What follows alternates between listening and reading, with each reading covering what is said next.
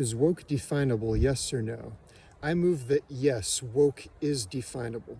I've been listening online and hearing people struggling when put to the test to define it, but I'm going to take a moment here and try and break it down as best I can. So what is wokeness? Essentially, I think it's assumptions on top of assumptions. You've got left-wing circles within universities that have some science to what they're saying. Other ideas are put forward on top of that. And because of tribality and I suppose inspiration and perhaps even impulsiveness sometimes, these ideas are stacked on top of one another and you get into layers of less and less vetted ideas. So the first example I'll give is white privilege. What exactly is it? I would put forward to you that white privilege is a figure of speech or a perspective enhancer. This was put forward to describe and give people the perspective that of oppression of people of color. It was sort of meant to be like, isn't it nice to be privileged enough not to be oppressed?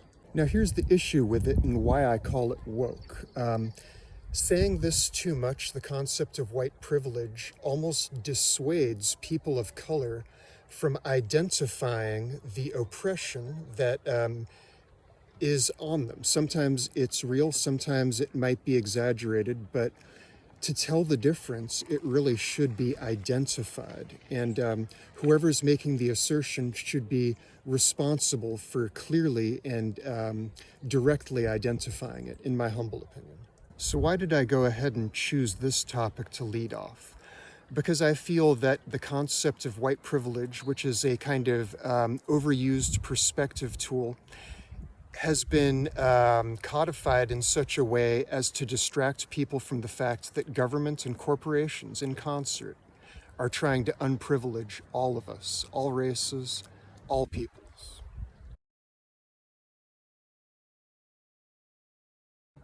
Definitely not true. Anyone is capable of being racist towards anyone of any race. Whites are capable of being racist towards anyone. Blacks are capable of being racist towards anyone's. Mexicans are capable of being racist towards Chinese and vice versa. It can go in any direction, really. The only real difference that I'll point out with white people in the USA is the power dynamic, and that's where I think the perspective rub is. Another concept that I would consider to be woke would be the idea that women make 78 cents on every dollar that a man makes. I think that this is manipulation, statistical manipulation. And I guess I'd call it woke, even though it came out, this was an issue before the term woke was ever in society, I guess.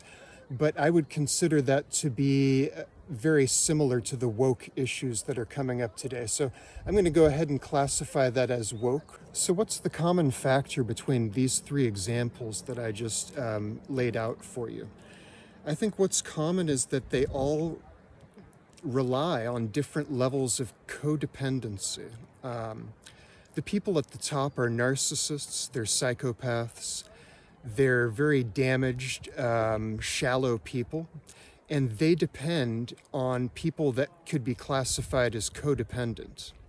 The reason that there are so many of these kind of hurt or codependent people around to take advantage of is that humanity is waking up from a particularly long, barbaric phase of its existence. Lots of war, lots of suffering, lots of abuse, and I mean, there's still a lot of that going on today, and humanity will need to reorganize its system of functioning in order to deal with that in all likelihood.